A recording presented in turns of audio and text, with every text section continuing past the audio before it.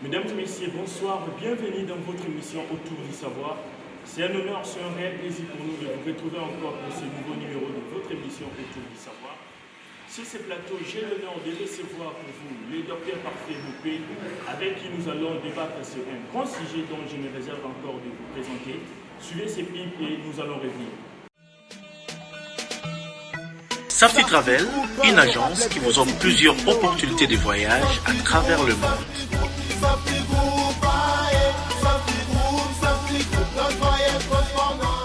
Vente des billets nationaux et internationaux, dédouanement, location véhicule, obtention et facilitation des visas.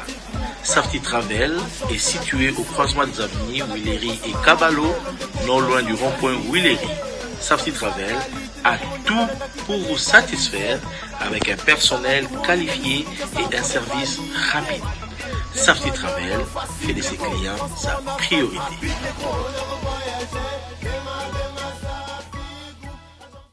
Voilà, nous sommes de retour sur ce plateau. Comme je l'avais annoncé dès le début de cette émission, nous avons l'honneur de recevoir sur ce plateau le docteur Parfait Boupé, avec qui nous allons débattre sur ces grands sujets, la responsabilité de l'homme dans la société. Voilà, c'est ce grand sujet que nous allons parler pendant 40 minutes avec le docteur Parfait. Et vous allez plus comprendre parce que vous nous avez écrivé partout ailleurs, vous nous avez envoyé des textos partout. Et bien voilà, le docteur Parfait là, et il va bel et bien répondre à toutes vos préoccupations. Si vous voulez nous rejoindre aussi en direct sur cette émission, vous pouvez carrément nous écrire via notre numéro WhatsApp qui est affiché au bas de l'écran. Avec plaisir, nous commençons cette émission avec le docteur Parfait Boupé. Bonsoir, docteur. Bonsoir et bonsoir à tous nos téléspectateurs. C'est un honneur, c'est un réel plaisir pour nous de vous recevoir sur ce plateau pour cette émission Autour du savoir. En tout cas, merci de répondre à notre invitation. C'est à nous aussi de vous remercier pour l'invitation et nous croyons que ce sera un moment de bénédiction de ce partage que nous allons faire ensemble. Bien, merci. Docteur Parfait, de nos jours, aujourd'hui, la RDC est parmi les pays dont les gens prient beaucoup. Aujourd'hui, s'il y a un continent où les gens prient beaucoup, c'est en Afrique. Et s'il y a un pays où les gens se donnent plus à la vie de prière, c'est la RDC. Mais chose grave est que la RDC est aussi citée parmi les pays les plus pauvres au monde. Comment pouvez-vous expliquer cette situation? Merci beaucoup. Par rapport à cette analyse que vous faites, que la prière est intense dans ce pays, mais aussi la pauvreté criante. Cet aspect doit être vu sous deux angles. Le premier angle, parce que nous sommes autour du savoir. Quand on comprend mieux un problème, mieux on peut alors s'engager à le résoudre. D'abord, la Bible nous dit que celui qui est dans la souffrance puisse prier. Donc la prière devient en ce moment-là une expression de la souffrance. Quand on souffre, on se réfère à un être supérieur pour lequel on requiert un besoin, un secours. Et un deuxième angle pour voir cela, c'est que la prière, c'est bien, mais être exaucé, c'est mieux. Et la RDC prie beaucoup, nous admettons cela, mais aussi il y a un problème qui se révèle par la prière. C'est qu'il y a une crise de responsabilité pour ceux qui prient afin que la situation de misère dans laquelle nous sommes puisse être changée. Peut-être parce que les gens prient mal ou peut-être parce que les gens ne comprennent pas alors les conséquences de la prière ou comment Dieu exauce une prière. Voilà comment je vois cet aspect-là entre la prière et la souffrance.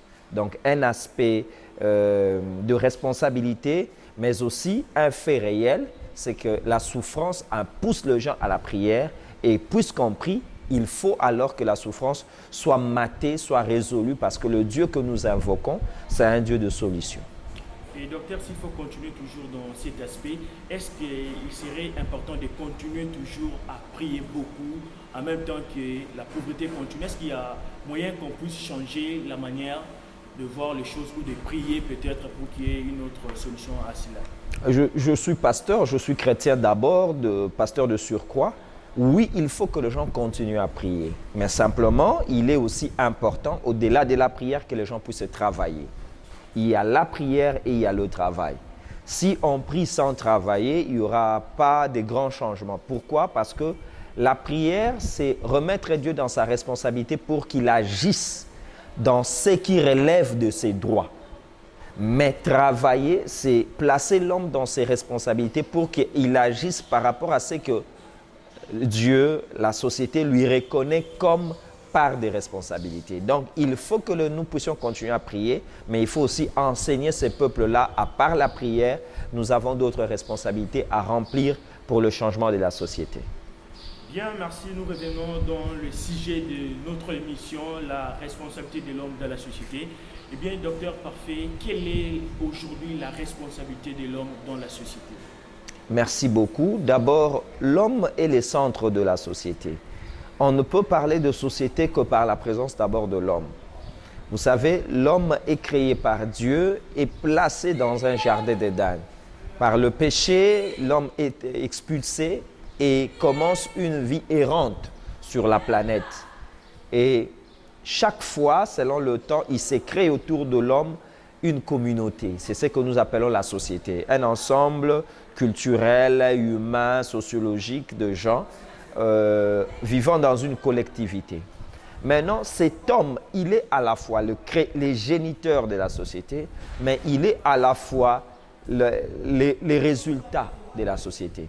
Donc, nous sommes dans une société faite par les hommes et les hommes qui seront demain seront le produit de cette société. Donc, on ne peut séparer l'homme de la société. Et sa responsabilité est très grande, d'abord dans l'aspect de la création de la société. Vous savez, aujourd'hui, nous admettons que nous sommes Congolais, mais il y a eu des gens qui se sont décidés pour que nous soyons Congolais. Que notre hymne soit appelé Debout Congolais, que le drapeau, vous voyez, ces éléments créateurs de la société dans laquelle nous sommes sont le fruit des volontés humaines. Mais aussi, il est important de savoir que la manière dont nous vivons aujourd'hui créera demain, soit par notre lâcheté ou par notre responsabilité, un autre type de personne. Tous les faits que nous vivons aujourd'hui dans la société ne sont que les résultats d'une activité ou d'une irresponsabilité, si je peux me le permettre, de l'homme. Donc l'homme, sa part dans la société est plus qu'importante. Il est l'élément déterminant et l'élément déclencheur d'une société. Et comment vous pouvez expliquer aujourd'hui la responsabilité de l'homme congolais? Il n'y a qu'à voir le tableau de la société dans laquelle nous sommes. Nous avons le Kuluna, nous avons la misère, nous avons par exemple des problèmes d'électricité, nous avons l'insécurité, nous avons un problème réel d'inversion de valeur.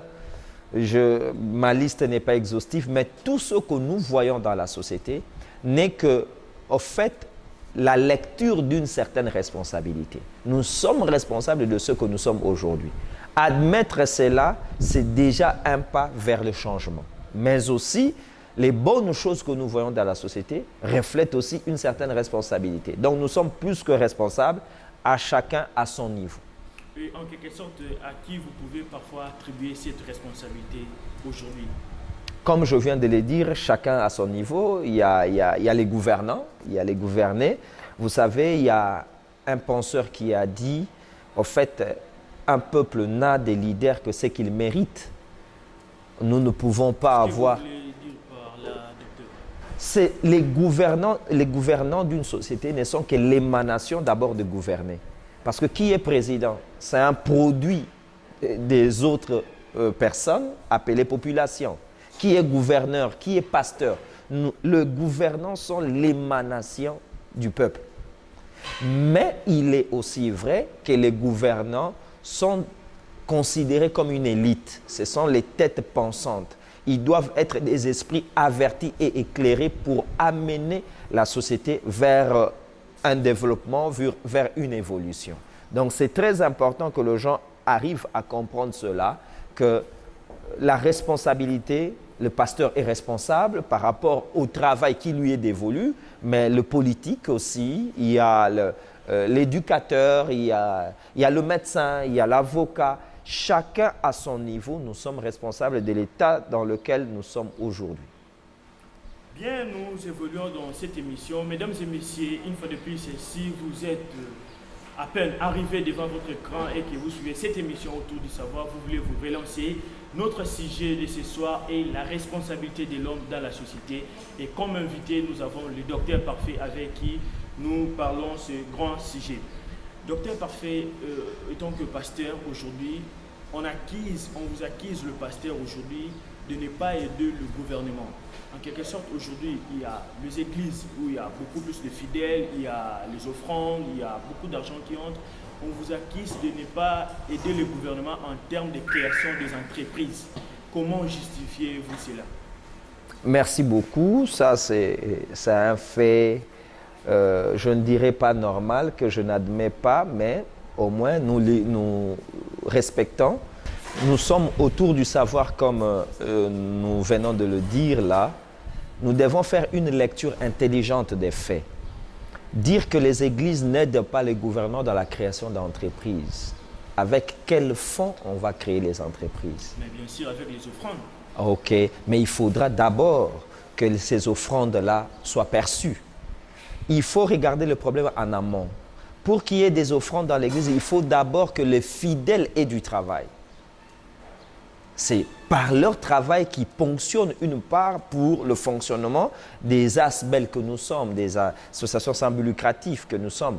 Donc déjà, quand nous avons une majeure partie de notre population ecclésiastique chômeur, je vois mal qu'il y ait des créations, qu'il y ait des fonds qui peuvent être alloués à part notre raison principale de l'évangélisation et de la formation, que nous puissions aussi allouer cela par rapport à la création d'entreprises. Je n'en dis qu'on ne vient pas, c'est un fait réel, c'est un souhait de tout le monde.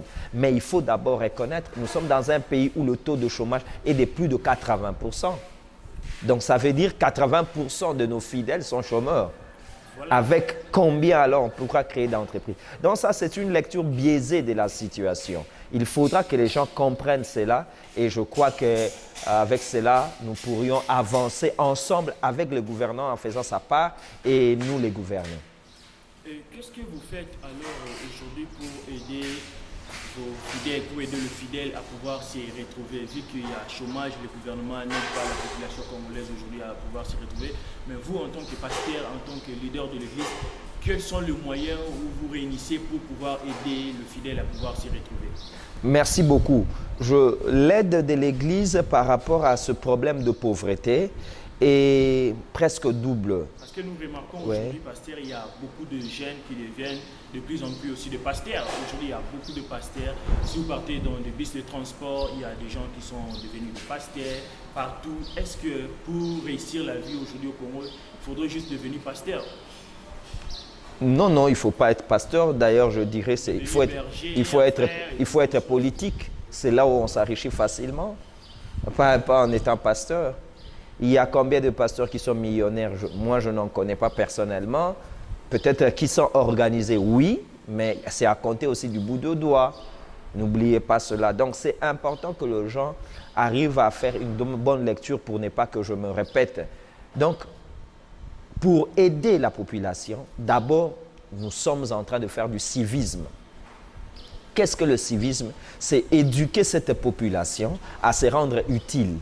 Et deuxièmement, nous reconnaissons aussi qu'étant que Bantou, par rapport à notre culture, une partie de cette population dans notre église vit de la solidarité. Mais on a du mal à aider réellement cette population parce que les structures devant accompagner ce genre de situation ne peuvent être des structures personnelles ou communautaires. Elles doivent être des structures d'abord étatiques. Cela veut dire que c'est l'État d'abord qui structure la société et c'est par ces structures de la société que les bonnes volontés, que les bailleurs de fonds pourront encore faire canaliser leurs efforts pour élever le niveau de vie par le travail, par la construction de moyens sociaux pour la prise en charge de cette population désœuvrée. Bien, pasteur, nous continuons cette émission avec vous dans ces grands sujets dont nous parlons, la responsabilité de l'homme dans la société. Aujourd'hui, pasteur, pourquoi il n'y a pas l'influence spirituelle aujourd'hui de l'Église dans la société? Je n'accepterai pas ce point de vue. Il n'y a qu'à donner un exemple terre à terre et très banal. Sortez dans un arrêt de bus et qu'il y ait un accident. Vous verrez les gens prier. C'est une influence. Qui leur a appris à prier? c'est l'Église. Vous verrez quelqu'un qui sursaute d'un sommeil, il dit « Ah, Jésus !» Mais d'où a-t-il appris cela? Quand on parle d'abord de la responsabilité, il faut savoir que la responsabilité vient du verbe répondre. Nous sommes Église. À quoi devons-nous répondre? C'est ça la première question. C'est la question la principale. Nous ne pouvons répondre que de ce à quoi Dieu nous a dotés ou la Constitution nous attend de nous. L'Église ne peut pas répondre sur les devoirs de l'État.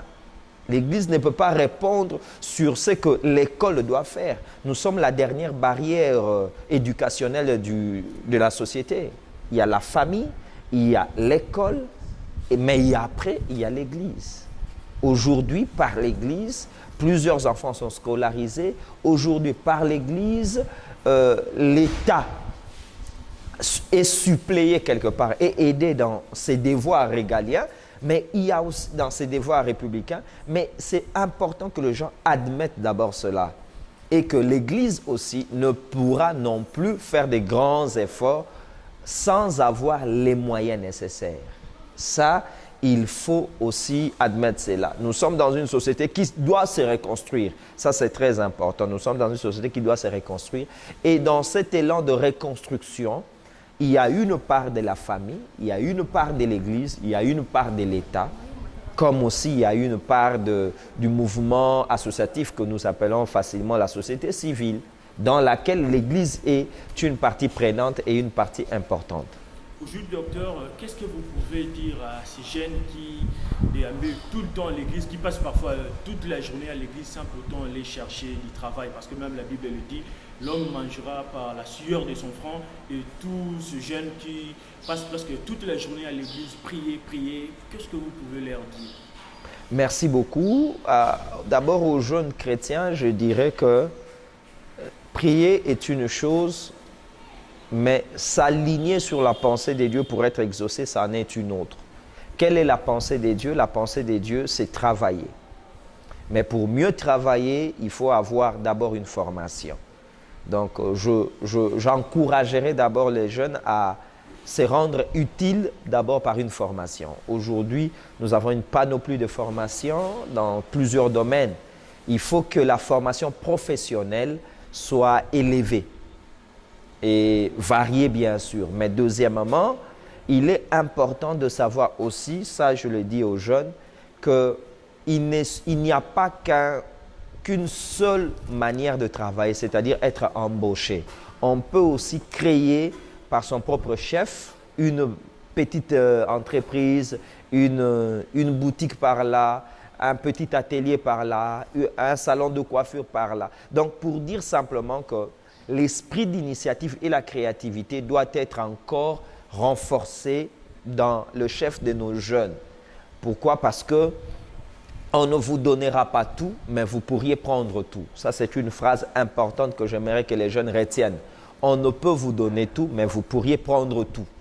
Le peu qu'on vous donne, faites en sorte que vous puissiez vous-même chercher à prendre.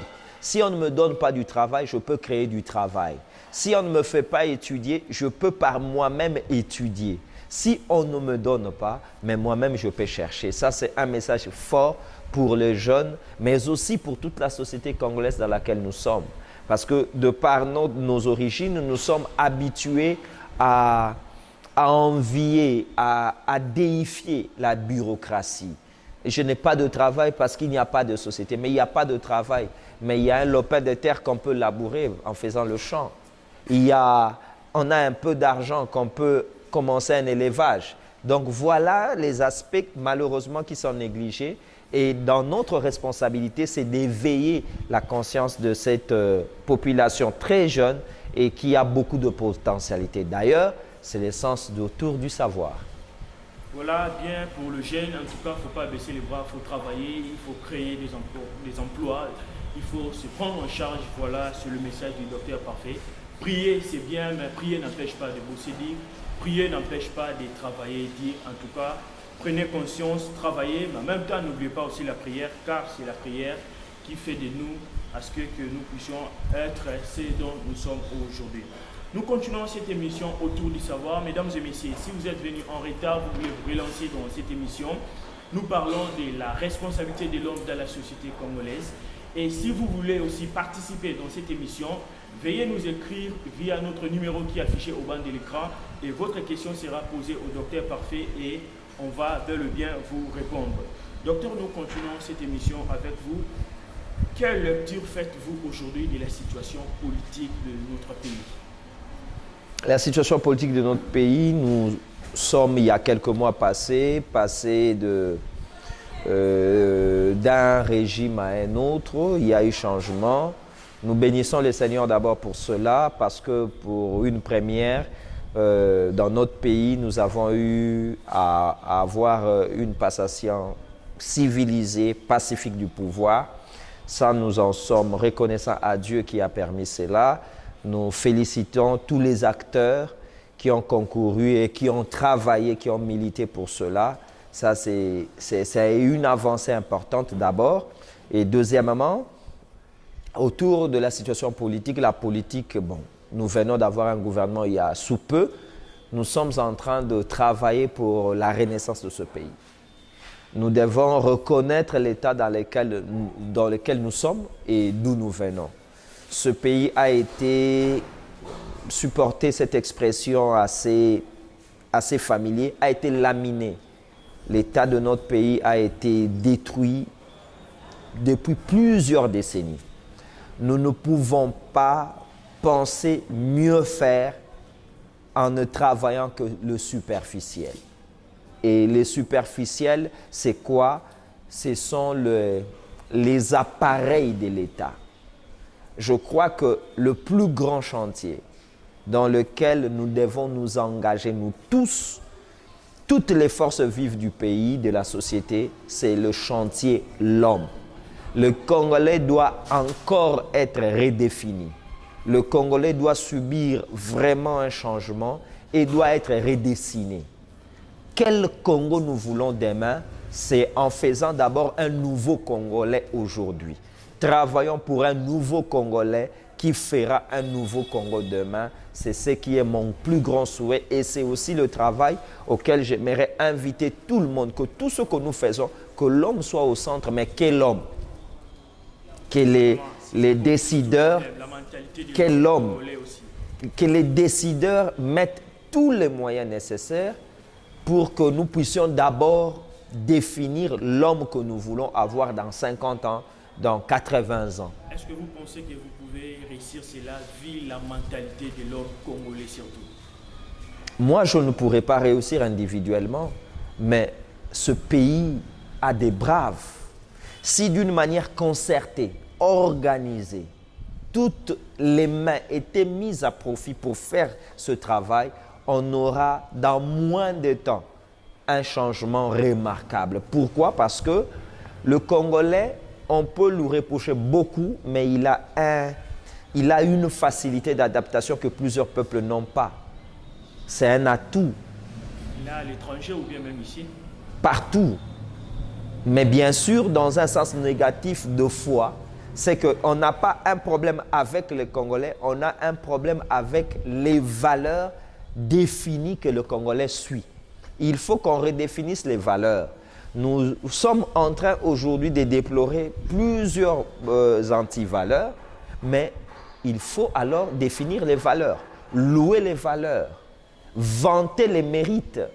Et quand on élèvera les meilleurs Congolais, la société congolaise va alors être boostée à copier ces valeurs et la société va changer.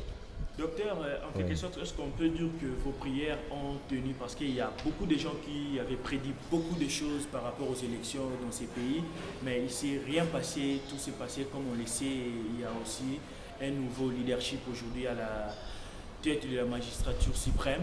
Est-ce qu'en quelque sorte, on peut dire que la prière de pasteurs dans ces pays a été quand même une fois de plus exaucée? Pas la prière des pasteurs, la prière des chrétiens. La prière de l'Église, la prière des croyants. Dieu n'est pas le Dieu seulement des pasteurs. Donc, les chrétiens qui ont prié, que Dieu les bénisse. Mais nous reconnaissons réellement que oui, Dieu a agi pour qu'il n'y ait pas ce que tout le monde prédisait. Dieu nous a encore fait grâce, nous lui sommes infiniment reconnaissants pour cela, mais aussi, comme je le disais par rapport au changement, c'est qu'on doit célébrer les meilleurs Congolais. On ne doit pas célébrer la bêtise, excusez-moi pour le terme, on ne peut pas célébrer les antivaleurs, il faut célébrer les valeurs. Et quand on célèbre les valeurs, c'est alors que la société sera encouragée à emboîter les pas de ces valeurs et c'est comme ça que le changement arrive. Voilà. Docteur, est-ce que vous pouvez placer un mot aujourd'hui par rapport à la situation qui vient de se passer récemment ici en Afrique d'ici? On a vu les Africains être brûlés par leurs propres frères africains, bien sûr de l'Afrique du Sud. Comment jugez-vous cette situation, ces comportements? Merci beaucoup. Je profite d'abord pour compatir avec nos frères et sœurs qui sont en Afrique du Sud, dans toutes les villes où ils ont été victimes de ces atrocités, de ces actes de barbarie. Et je m'aimerais m'adresser d'abord pas seulement aux Congolais, mais à tous. Sachant d'abord que ces genres d'agissements sont le fruit de deux choses importantes, de l'information et d'un leadership. Les Sud-Africains qui réagissent de la sorte, quelle éducation ils ont réussi? Qu'est-ce qu'on leur a dit par rapport à leurs frères africains? Peut-être on leur a dit que les frères africains sont venus s'enrichir sur le dos des Sud-Africains. Mais bien sûr, parce qu'eux-mêmes réclament qu'ils n'ont pas d'emploi, mais la plupart des entreprises sont gérées par les Congolais, les Nigérians, les Zambiens. C'est un peu ça. C'est dont ils réclament comme problème. Je m'inscris en faux. C'est un pays que je connais. Et les Nigérians et les Congolais, ou les autres, les Somaliens, plusieurs communautés étrangères qui sont là-bas, vivent des entreprises créées par eux-mêmes. Ce sont le shop, ce sont des choses créées par eux-mêmes. Ça, c'est un premier fait. Mais deuxièmement, ce sont des choses fausses inculquées. J'ai parlé de l'éducation et du leadership. Il y en a de ceux-là qui tirent les ficelles de ces situations-là, politiquement bien sûr. Et où étaient alors ces Sud-Africains pour refuser l'aide que le Zaïre de l'époque leur offrait? Vraiment, où étaient ces Sud-Africains-là pour dire non à la sympathie que la Tanzanie de Julius Nyerere, que la Zambie de Kenneth Kaunda ont apporté à ces populations-là quand ils étaient sous l'apartheid? Donc vous voyez, c'est une mauvaise lecture de la situation. Bien sûr, nous n'allons pas incriminer seulement les Sud-Africains, mais il faut simplement savoir que quand on élève l'éducation d'une population, on évite cette population à certaines barbaries. Et docteur, voilà. Est-ce que les Congolais ne peuvent pas aussi chercher à retourner ici? Parce qu'on est presque partout, dans tous les pays, les Congolais se trouvent toujours. Est-ce qu'il n'y a pas moyen de pouvoir revenir et investir ici dans ces pays? Oui et non. Oui et non, pourquoi? Oui, que ceux qui n'ont pas de statut régulier pour séjourner là-bas, ou ceux qui ne se retrouvent pas, ils peuvent revenir, c'est leur patrie. Ça, c'est la première réponse que je puis apporter. Mais deuxièmement, non. Pourquoi? Parce que, n'oubliez pas, nous sommes en 2019. Aucun pays ne peut évoluer en vase clos. Il faut toujours qu'il y ait échange. Donc, il y a d'autres personnes qui doivent évoluer ailleurs. La diaspora ne peut être minimisée. C'est la diaspora juive qui a boosté l'économie. C'est la diaspora libanaise qui a aidé le Liban. C'est comme aussi la diaspora nigériane qui arrive à faire en une année plus de 1 milliard de rentrées dans l'économie. Donc, on ne peut pas minimiser l'effort de la diaspora. Donc, oui, que ceux qui n'ont pas de statut, ceux qui sont en situation irrégulière, ils peuvent revenir. D'ailleurs, nous sommes dans un pays à plusieurs opportunités, mais ceux qui se sont retrouvés, on ne pourra pas évoluer. Ça, c'est un message pour les Sud-Africains, pour les Angolais, pour le Congolais du Brazzaville. que vous ne pouvez fermer les frontières de votre pays aux étrangers parce que c'est dans les échanges que chacun pourra se retrouver. Voilà. Mesdames et messieurs, nous tendons presque petit à petit à chuter dans cette émission. Nous avons reçu pour vous le docteur Parfait Bopey avec qui nous parlons de la responsabilité de l'homme dans la société. Eh bien, on a évoqué tant de questions ici dont le docteur a bel et bien répondu. Et à présent, nous allons continuer dans ces petites séries de questions qui nous restent et d'ici là, nous allons chuter dans cette émission. Docteur, aujourd'hui, quel conseil vous avez, en tant que pasteur, qu'est-ce que vous conseillez aujourd'hui à l'Église, à la population congolaise et à la jeunesse par rapport à ces grands thèmes, la responsabilité de l'homme dans la société? Qu'est-ce que vous prodiguez comme conseil? Merci beaucoup. D'abord, j'aimerais nous aider à mieux comprendre notre thème. La responsabilité, c'est la capacité de répondre à un besoin aussi. L'homme, peu importe son statut, père de famille, avocat, médecin, ménagère, conducteur d'autobus, politique, pasteur, chacun de nous doit savoir qu'il a une part de responsabilité dans la construction de notre société. Chacun de nous doit savoir que mieux il remplit ses responsabilités, mieux il aide toute la société à évoluer. Donc, si je suis en train de faillir par rapport à ma responsabilité, je ne me prends pas seulement individuellement, mais simplement que je sache que cela pourra entraîner d'autres irresponsabilités qui seront à la base de la destruction, de l'échec de notre société. Que chacun prenne à cœur ses responsabilités et je crois que notre société étonnera plus d'une personne par le grand élan, le bond en avant que nous pourrions faire en pas de géant vers l'émergence de notre pays. La responsabilité, mais aussi c'est un devoir sacré.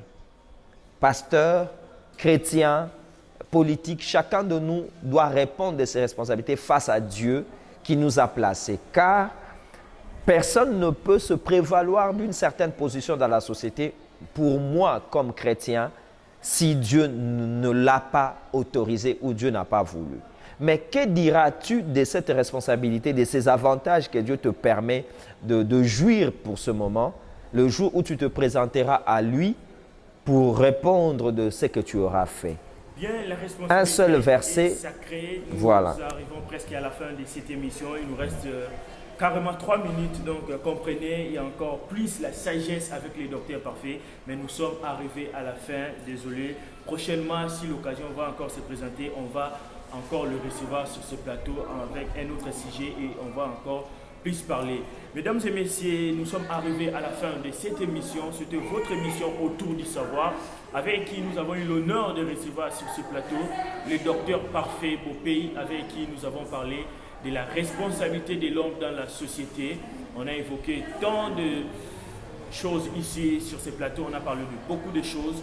Ce qui est à retenir, la responsabilité est sacrée et en tant que jeunes, pasteurs, frères et sœurs, prenons-nous en charge, en tout cas, essayons plus d'élever la conscience, essayons plus de bien, ce qui est à retenir que la responsabilité est sacrée, mesdames et messieurs, frères et sœurs, pasteurs, chers amis, chers collègues, en tout cas, prenons-nous en charge, ces pays, c'est notre pays et on a le devoir de les sauver.